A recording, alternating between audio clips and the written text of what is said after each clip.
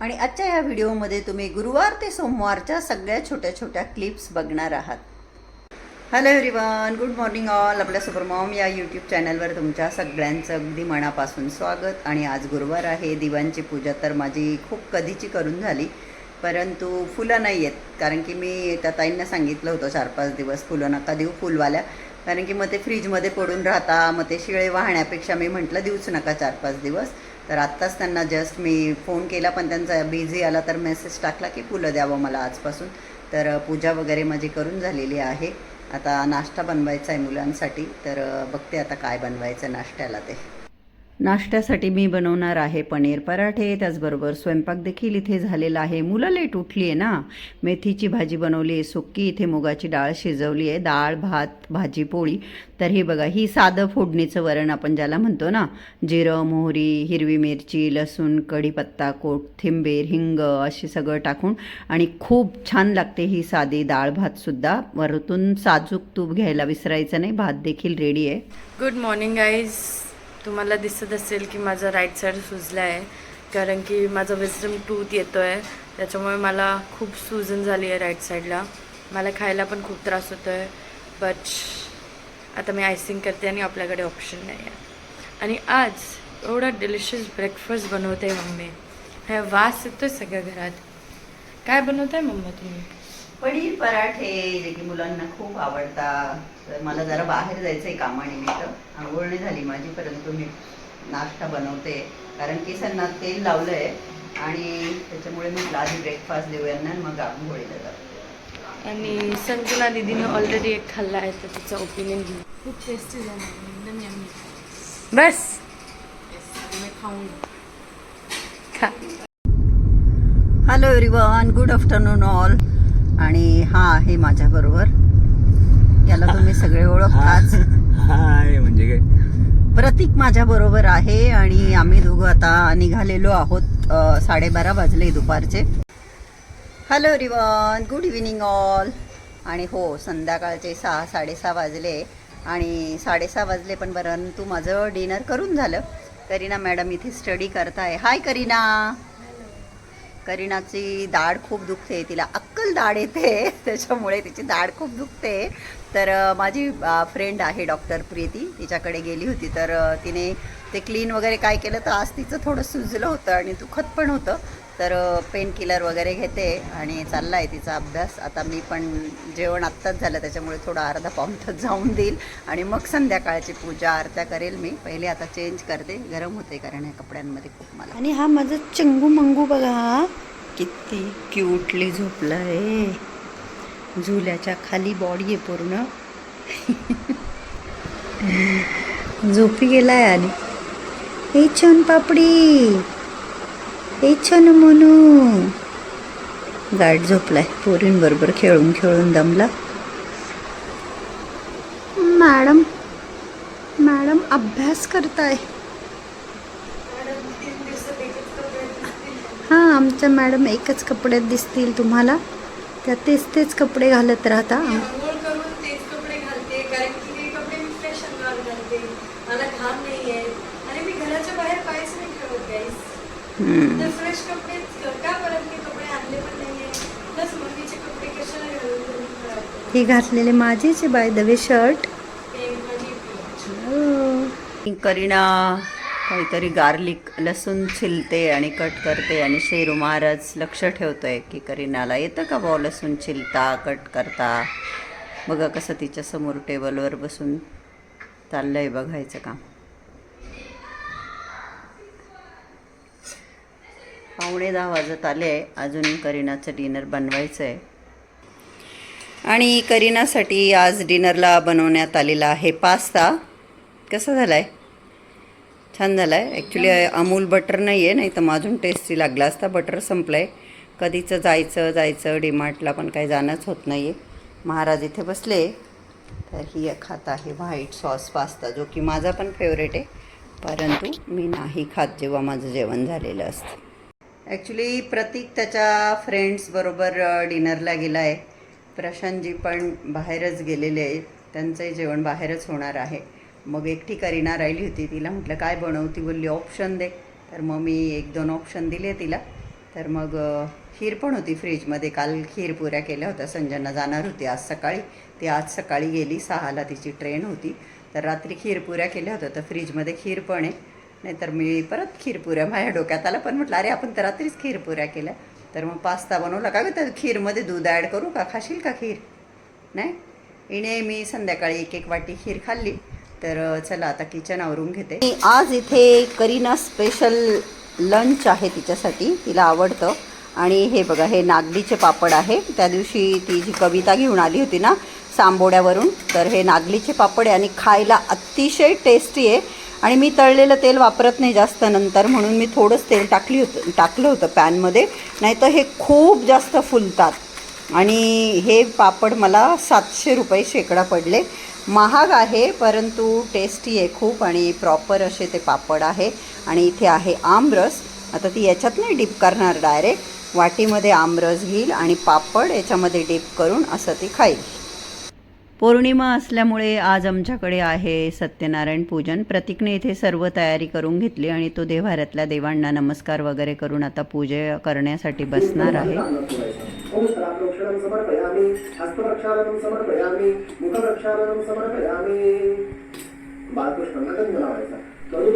पूजा चालू असताना शेरू महाराज देव्हाऱ्याच्या समोर असा मस्तपैकी पाय पसरून लांबलचक होऊन झोपी गेला आहे.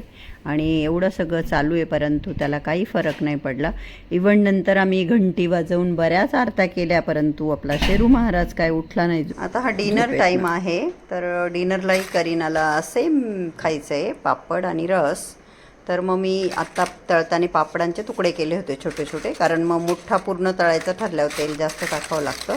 आणि जसं मी म्हटलं तळलेलं तेल वापरत नाही, तर मी तुकडे करून तळले. तर डिनरलाही ती रस पापड खाणार आहे.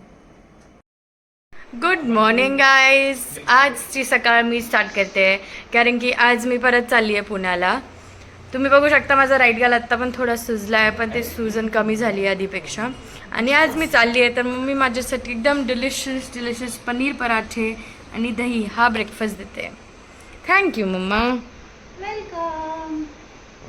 चला बाय गाईज. Bye bye. ये लवकर. यशस्वी भव. बाय. Love you. ये लवकर. अगं जा ना. नाही मम्मी शूज घालायचे मला. लोक होते त्याच्यात. नको एवढी घाबरी पडू. काही नाही काही नाही, घाबरू नको एवढी, काही नाही. थांबतील ते अंकल, काही नाही. फोन सायलेंट करून नको खाणं माझा. त्याचा 3 फोन केले त्या मला. मध्ये जा मध्ये जा. नको. Bye. Hello everyone, good afternoon all. आज सोमवार आहे, मंडे आहे. हा व्हिडिओ मी गुरुवारी चालू केला, तो मंडेला मी संपवला. कारण की छोट्या छोट्या क्लिप मी घेत होते, विशेष काही शूट करत नव्हते. ॲक्च्युली मी दुसऱ्या काही गोष्टींमध्ये बिझी असल्यामुळे शूट करायला विसरून जात होते. तर कसं आहे ना, आपल्या प्रत्येकाच्या जीवनामध्ये अनेक अशा गोष्टी असतात घडलेल्या, ज्या की आपण विसरू नाही शकत. मग ते कोणी बोललेलं असेल, कोणी आपल्याबरोबर वागलेलं असेल, आणि काही काही गोष्टी आपल्या मनावर इतक्या घाव करून जातात की मग वेळ आल्यानंतर आपल्याला कळतं बरं का की मी आता हे जे करते हे चुकीचं आहे. परंतु त्या व्यक्तींकडून आपल्याला अशा काही आठवणी दिलेल्या असतात, जखमा दिलेल्या असतात. म्हणजे जखमा म्हणजे काठीने मारलेलं वगैरे नाही, शाब्दिक जखमा म्हणा किंवा काहीतरी असे वागलेले असतात की जे आपण नाही विसरू शकत. आणि मग तरीसुद्धा आपण जर मूळता एक चांगली व्यक्ती असलो, म्हणजे तुम्ही म्हणाल मग तू स्वतःला चांगली म्हणते का सोनाली, तर प्रत्येकजण चांगलंच असतं, कोणी वाईट नसतं. वाईट असते ती परिस्थितीनुसार माणूस बिहेव करतो, वागत असतो, म्हणून परिस्थिती वाईट असते. पण आपल्या प्रत्येकामध्ये परमेश्वराने आपल्याला सगळ्यांना बनवलं आहे आणि आपण सगळे परमेश्वराची लेकरं आहोत. तर आपल्या प्रत्येकामध्ये चांगुलपणा तो असतोच. जर काही वाईट गोष्टी घडतात किंवा विचित्र वागलं जातं किंवा विचित्र काही बोललं जातं तर ते परिस्थितीमुळे घडतं. तर मग ती आपल्यातला जो चांगुलपणा असतो ना, त्याच चांगुलपणाला असं वाटतं की मी कुठे चुकते का बुवा, मी असं नाही करायला पाहिजे का, माझा हा निर्णय चुकीचा आहे का, असं आपणच आपल्या स्वतःवर प्रश्न उठवतो. पण मग तेव्हा आपलंच मन त्याला उत्तर देतं की नाही बुवा, समोरची व्यक्ती असेल किंवा जे कोणी असेल त्यांनी असं काही केलेलं आहे माझ्याबरोबर, वागलेलं आहे, बोललेले आहे, अशा काही आठवणी आहेत, तर म्हणून मग मी हे करते आणि ते डिझर्व करता किंवा मी डिझर्व करते माझं असं वागणं असं मी म्हणेल. तर परंतु डोक्यामध्ये सतत असे विचार चालू असतात नाही का. तर एखादी गोष्ट आपल्यालाही पटतं की मी हे चुकीचं करते किंवा जे काही आहे ते, तर आपलं स्वतःचंच मन आपल्याला खातं आणि त्याच्यामुळे कंटिन्यू त्या गोष्टी आपल्या डोक्यामध्ये फिरत असतात नाही का. की आपली इच्छा नसते त्या विषयाचा विचार करण्याची, परंतु ते कळत न कळत ते विचार आपल्या डोक्यामध्ये फिरत असतात की हे जे काही चाललं आहे, जे काही घडतं आहे किंवा मी जे काही करते किंवा माझा जो काही निर्णय आहे तो योग्य आहे का. आणि मग असंच मी जसं म्हटलं की आपलंच मन मग आपल्याला सांगतं की नाही बुवा, मी जो निर्णय घेतला तो योग्य आहे. तशा काही आठवणीच आपल्याकडे असतात, गोष्टीच तशा घडलेल्या असतात. आणि ना मला असं म्हणायचं आहे, मला नेहमी हे वाटतं म्हणजे प्रत्येकाबद्दल की कोणीच काय आहे ना, कधी हे विसरायचं नसतं की समोरच्याची पण वेळ येईल. आज माझी येतं, उद्या समोरच्याची वेळ येईल. बोलताना वागताना, मग ते कुठल्याही नात्यामध्ये असू शकतं. मला ठराविक एक टिपिकल नात्यालाच मी बोलते असं नाही. वेळ ही आज माझी येतं उद्या समोरच्याची असेल किंवा आज समोरच्याची येतं उद्या माझी असेल, तर वेळ बदलते. तर हा विचार प्रत्येकाने केला पाहिजे. आणि प्रत्येक कृती करताना, प्रत्येक कर्म करताना माणसाने देवाला घाबरलं पाहिजे. तर पण असे पण लोक मी बघते की चुकीचं वागून सुद्धा त्यांना असं वाटतं की आम्ही कसे येते देवाला माहिती आहे किंवा आमचे कर्म कसे येते देवाला माहिती आहे. जबकी त्यांच्या काही गोष्टी अशा नोटीस केल्या गेल्या आहे माझ्याकडून म्हणा की हो ह्या गोष्टी चुकीच्या आहे आणि त्या फक्त मलाच चुकीच्या वाटतं असं नाही. कुणालाही जनरली सांगितलं की ही व्यक्ती असं असं बिहेव करते बुवा, असं असं वागते, जे काही असेल XYZ, तर कोणी पण सांगेल हे चुकीचं आहे. पण त्या व्यक्तीसुद्धा असं म्हणायला कमी करत नाही की मी कशी येते देवाला माहिती आहे. की प्रत्येकाला असं वाटतं की जसं मी म्हटलं की मी बरोबर आहे आणि समोरच्याचीच चूक आहे. अशा काही आपल्या प्रत्येकाच्या जीवनामध्ये आजूबाजूला गोष्टी घडत असतात आणि मग जे घडतं त्याचाच आपण विचार करतो आणि तेच आपण बोलतो असंच काही समजा. तर आज तर मंडे आहे म्हणून मी ही व्हाईट कलरची कुर्ती घातली आहे आणि माझा उपवास असतो मंडेला. तर आता 4:15 वाजले. जस्ट मी बोलत असतानाच मध्ये करीनाचा फोन आला. तर ती पोहोचली 3:45ला, ती पोहोचली. 4 तास लागले तिला पोहोचायला आणि म्हणजे त्या गाडीतनं उतरली. मग आत्ता जस्ट तिने घरात एंट्री केली आणि लगेच मला कॉल केला. आता मी पण 4-5 नंतर शिवलीलामृत, हनुमान चालिसा वगैरे ते वाचन करेल आणि मग नंतर माझं डिनर वगैरे बनवेल. आज मी करीनाला डब्बा दिला सकाळी. तर तिला आज पुन्हा जसं तुम्ही बघितलं पनीर पराठे, माझ्या मुलांना पनीर पराठे खूप आवडतात आणि आता गेले कित्येक महिने मी पनीर बाहेरून आणणं बंद केलं आहे. मी घरीच पनीर बनवते. तर जे काही दूध होतं, मला ॲक्च्युली उपवास होता म्हणून चहा प्यायचा होता भरपूर असा बनवून, परंतु मला तिला नाश्ता द्यायचा होता पनीर पराठे, म्हणून मी त्या संपूर्ण 1 लिटर दुधाचं पनीर बनवलं आणि मग दोघांना 1 लिटर दुधात जेवढं पनीर बनलं त्यात 6 पराठे बनले. तर दोघांनी 3-3 खाल्ले. प्रतीकनी तर मी नंतर आत्ता बोलता बोलता मला आठवते की मी त्याला नंतर विचारलं पण नाही तुला जेवायचं का. तर मी पोळ्या देखील केल्या, 5-6 छोट्या छोट्या पोळ्या केल्या आणि आज मी कुरडईची भाजी केली. हो, मी करीनाला कुरडईची भाजी आणि पोळी असा तिच्याबरोबर डब्बा दिला. ॲक्च्युली मला कुरडईची भाजी आवडते खूप, कारण आई नेहमी बनवायची, माझी आई गावाकडे. आणि ना तिकडे पूर्वी प्रथा होती, दुःख घरी जिथे कुणाला देवाज्ञा झाली, डेथ झाली आहे त्यांच्या घरी, तर भाजी भाकरी घेऊन जातात. म्हणजे ज्यांच्यावर दुःख आहे ते स्वयंपाक नाही करत, तर मग रिलेटिव्ह ओळखीचे लोक घेऊन जातात. तर मोस्टली अशा कोरड्या भाज्या करून नेल्या जायच्या.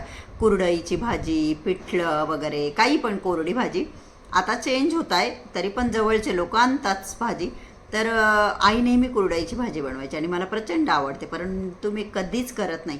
आणि करीना एकदा माझ्या बहिणीच्या घरी गेली होती आणि मग तिथे तिने कुरडईची भाजी केली आणि ती आल्यानंतर, तेव्हा ती छोटी होती, आणि मग ती आल्यानंतर ती बोलली की नूडल्सची भाजी होती, काहीतरी असं नूडल्स सारखं होतं. मग मी माझ्या बहिणीला विचारलं की ही सांगत होती की नूडल्सची भाजी होती. मग तिने सांगितलं की कुरडई कांदा. मग करीनाला आवडते ती भाजी आणि मग मला असं झालं सकाळी की हिला काय भाजी देऊ बुवा.